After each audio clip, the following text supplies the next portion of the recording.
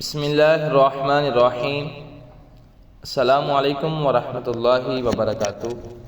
امید کرتے ہیں کہ ناظرین اللہ پاک کے فضل و کرم سے آپ خیریت سے ہوں گے۔ آئیے ناظرین، آج ہم آپ کو بتائیں گے کہ شیطان کے 3 جال۔ حضرت سیدنا فقیہ ابو اللیث سمرقندی رحمۃ اللہ تعالی علیہ تنبیہ الغافلین میں نقل کرتے ہیں، حضرت سیدنا وہب بن منبہ رضی اللہ تعالی عنہ فرماتے ہیں، بنی اسرائیل کے ایک بزرگ ایک بار کہیں تشریف لے گئے۔ راستے میں ایک موقع پر اچانک پتھر کی ایک چٹان اوپر کی جانب سے سر کے قریب آ پہنچی۔ انہوں نے ذکر اللہ عز و جل شروع کر دیا تو وہ دور ہٹ گئی۔ پھر خوفناک شیر اور درندے ظاہر ہونے لگے، مگر وہ بزرگ نہ گھبرائے اور ذکر اللہ عز و جل میں لگے رہے۔ جب وہ بزرگ نماز میں مشغول ہوئے تو ایک سانپ پاؤں سے لپٹ گیا، یہاں تک کہ سارے بدن پر پھرتا ہوا سر تک پہنچ گیا۔ وہ بزرگ جب سجدے کا ارادہ فرماتے وہ چہرے سے لپٹ جاتا، سجدے کے لیے سر جھکاتے، یہ لقمہ بنانے کے لیے جائے سجدہ پر منہ کھول دیتا، مگر وہ بزرگ اسے ہٹا کر سجدہ کرنے میں کامیاب ہو جاتے۔ جب نماز سے فارغ ہوئے تو شیطان کھل کر سامنے آ گیا اور کہنے لگا، یہ ساری حرکتیں میں نے آپ کے ساتھ کی ہیں، آپ بہت ہمت والے ہیں، میں آپ سے بہت متاثر ہوا ہوں، لہٰذا اب میں نے یہ طے کر لیا ہے کہ آپ کو کبھی نہیں بہکاؤں گا، مہربانی فرما کر آپ مجھ سے دوستی کر لیجئے۔ اس اسرائیلی بزرگ نے شیطان کے اس وار کو بھی ناکام بناتے ہوئے فرمایا، تو نے مجھے ڈرانے کی کوشش کی، لیکن الحمدللہ عز و جل میں ڈرا نہیں، میں تجھ سے ہرگز دوستی نہیں کروں گا۔ شیطان بولا، اچھا اپنے اہل و عیال کا احوال مجھ سے دریافت کر لیجئے کہ آپ کے بعد ان پر کیا گزرے گی۔ فرمایا، مجھے تجھ سے پوچھنے کی ضرورت نہیں۔ شیطان نے کہا، پھر یہی پوچھ لیجئے کہ میں لوگوں کو کس طرح بہکاتا ہوں۔ فرمایا، ہاں یہ بتا دے۔ بولا، میرے 3 جال ہیں، نمبر 1 بخل، نمبر 2 غصہ اور نمبر 3 نشہ۔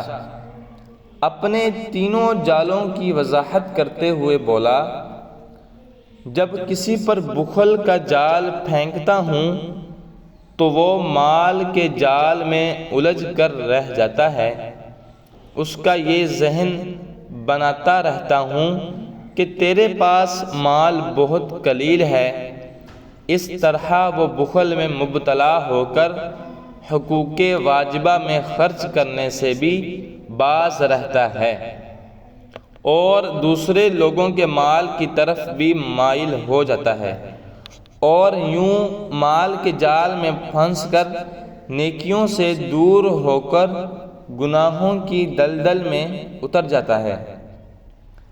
جب کسی پر غصہ کا جال ڈالنے میں کامیاب ہو جاتا ہوں، شیطان نے کہا کہ جب کسی پر غصے کا جال ڈالنے میں کامیاب ہو جاتا ہوں تو جس طرح بچے گیند کو پھینکتے اور اچھالتے ہیں، میں اسے غصیلے شخص کو شیاطین کی جماعت میں اسی طرح پھینکتا اور اچھالتا ہوں۔ وسیلہ شخص علم و عمل کے کتنے ہی بڑے مرتبے پر فائز ہو، خواہ اپنی دعاؤں سے مردے تک زندہ کر سکتا ہو، میں اس سے مایوس نہیں ہوتا۔ مجھے امید ہوتی ہے کہ کبھی نہ کبھی وہ غصہ میں بے قابو ہو کر کوئی ایسا جملہ بک دے گا جس سے اس کی آخرت تباہ ہو جائے گی۔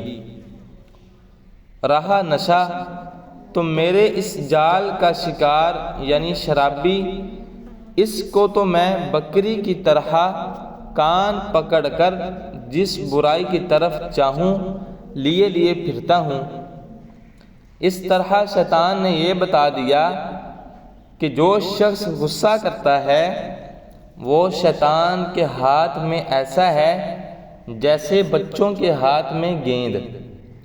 اس لیے غصہ کرنے والے کو صبر کرنا چاہیے تاکہ شیطان کا قیدی نہ بنے کہ کہیں عمل ہی ضائع نہ کر بیٹھے۔ اکثر لوگ غصہ کے سبب جہنم میں جائیں گے۔ ناظرین، اس بزرگ کی گفتگو میں شیطان نے یہ بات بھی بتائی ہے کہ غصیلا انسان شیطان کے ہاتھ میں اس طرح ہوتا ہے جیسے بچوں کے ہاتھ میں گیند۔ لہذا غصے کا علاج کرنا ضروری ہے، کہیں ایسا نہ ہو کہ غصے کے سبب شیطان سارے اعمال برباد کر ڈالے یا کروا ڈالے۔